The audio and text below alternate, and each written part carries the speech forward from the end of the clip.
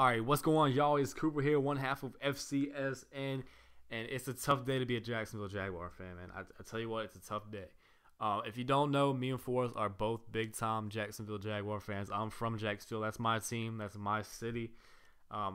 It's just my team. It is tough. The number 3 overall pick in the NFL draft, Dante Fowler Jr. out of the University of Florida, tore his ACL today and will most likely be out the entirety of his rookie season. I think he should sit out the whole time. Some say he might come back at the end. There's no point. He's going to sit down. He's going to be out the entirety of his rookie year. He's done. Tore his ACL. They were just doing 11-on-11, non-contact, just going through plays. All they had was shoulder pads and helmets on. Not even full pads. He's like 30, 45 minutes into his first NFL rookie minicamp practice. He went to go make a move, and his knee just buckled and gave out underneath him. He goes down and has to be carted off the field. If you want to see the video, I'll link it down in the description below if you really want to see it. It's not anything too serious. It's not like the Paul George thing or anything like that. But it's definitely not something pretty to look at. And it's just tough. It's tough for him. It's tough for our franchise. It's tough for the fans. It's just not. It's the possible worst thing could have happened. Nothing worse going into this year could have happened like at rookie minicamp. It's just the last thing that needed to happen is for everybody. It's tough, and the reason why it's so tough, if you don't know, the Jaguars are in a new regime. They're in a new direction. They just wiped the slate clean a couple years ago. 4 years ago, Shad Khan bought the team, our new owner. And then he fired Mike Mularkey and just cleared out staff. New GM, he fired Gene Smith, who's the worst GM ever. But we hired Dave Caldwell, general manager, who worked with the Atlanta Falcons and the Indianapolis Colts. And we hired Gus Bradley, head coach, who helped build that Legion of Boom, excuse me, in Seattle. Was their defensive coordinator for a couple years. And they just wiped the slate clean. They started from square one, and they said, we're going to build this from the ground up. We're going to build a culture here. We're going to do this the right way. And that's what they've been doing. They've had some solid drafts. They've had some hits and misses, but overall, I like what they've done from signing-wise and picking up guys in the draft. They've built a solid foundation. And then last year, they took the franchise quarterback, what they believe, and I have faith in him, is Blake Bortles. A lot of people say, oh, look at his numbers. Look how he played. Like, 11 touchdowns, 17 interceptions. This dude's trash. If you watch him and then you look at what he had to do and who he had out there with him, I think I have reason to be optimistic. There was plays where he just looked phenomenal. He looked great. He was standing there. He was mobile. Had a big arm, make big-time throws. But if you look at who he's out there with, he had, Marquise Lee, Allen Hurns, and Allen Robinson, 3 rookie wide receivers. Of trash, just terrible offensive line and an inconsistent running game. So he didn't have a whole lot of help, and they've done a great job this offseason of surrounding him with some pieces. Drafted A.J. Cann and T.J. Yeldon, Rashad Green. Signed Julius Thomas and signed Parnell and Wisniewski on the offensive line. Definitely gotten him a ton of help for reason to succeed. So I have faith in Blake Bortles. I'm not sure how good he'll be, to what extent, but I definitely think he's a franchise quarterback, a guy you keep around for years to come to be the face of your franchise. And then they've just put other pieces. I like Gus Bradley, the defensive coach, and the defense hasn't been outstanding, but it's looked promising. Especially last year, I think they were 6th in the NFL in sacks.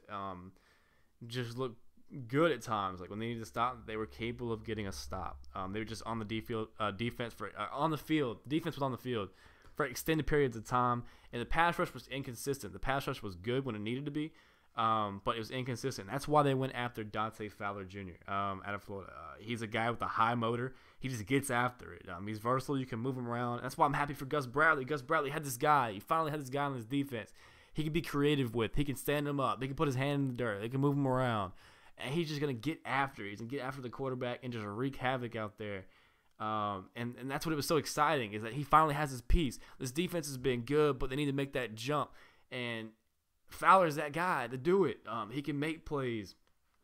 People saying that the secondary was bad, but I think it's a big part to be an inconsistent pass rush. If your corners are out there to drive for 7 seconds, of course no one's going to be able to cover people. So I definitely like this pick. I liked where the franchise was headed. They made signings on defense as well, Devon House and Jared Aldrich. I just liked where they were headed. It was promising. It was exciting. Now I'm still optimistic. I'm still very optimistic in going into this season. Do I expect playoffs? No, but I expect 6-10. 7-9 would be above my expectations. I expect 6-10. Realistically, headed in that right direction, starting to get near 500 maybe in these upcoming years, and then work to be a playoff team. I think they're close. I don't think they're there yet, but I'm liking what we're building. I like the foundation. This is a minor setback in the scheme of things, but it was going to be exciting. It was going to be exciting to watch Fowler play. Just like I said, because he's that tool. He's that guy that Gus Bradley can just utilize and just be that guy. And just help out that defense. Because Chris Clemens, who plays the Leo now for Jacksonville, is 32 going on 33, I believe. So he's not getting any younger. His pass rush is inconsistent. He's a good pass rusher. I think he had like 8 sacks last year.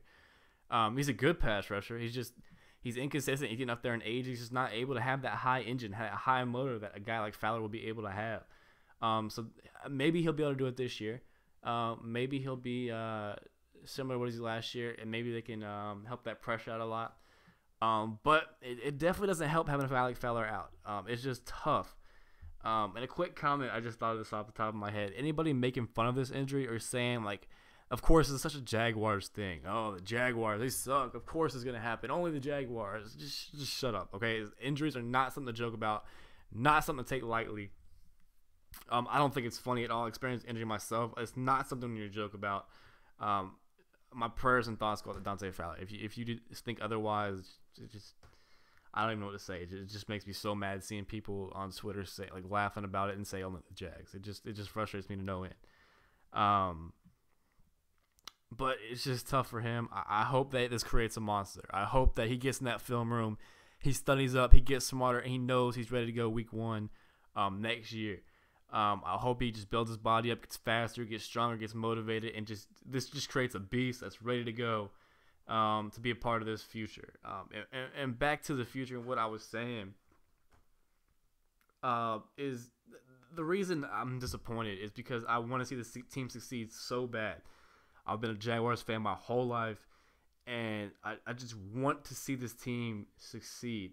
There was rumors during the Gene Smith era for years. They're moving to LA. They're moving here. They're moving there. And it was just, I couldn't take it. That's my hometown team. I could not take that. It's just tough.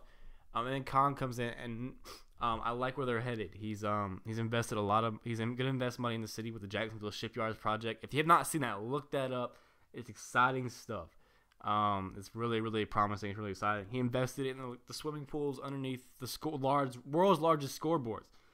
He put money into that. So I don't think they're going to move down for the foreseeable future because I think he's going to invest money in Jacksonville. He sees a promise there, and he's going to make it happen. He's built these huge scoreboards. He's building the Jacksonville Shipyards and renovating all that stuff. And it's good to see. I like where they're headed. It's going to push it off a year. I really think Fowler makes a huge difference. Like I said, it's not going to be a tremendous blow, but it doesn't help. I think he would make a big impact, and I think the pass rush might be inconsistent at times.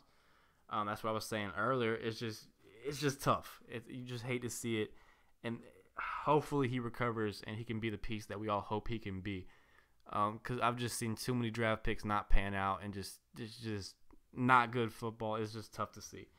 But I'm not going to ramble on for too long. I'm not going to keep you guys forever. That's just my thoughts on it. Go ahead and leave your thoughts in the comment section below. Please don't say anything negative about the franchise or anything like that, because this is a kid's injury. I just don't want to see any of that kind of stuff.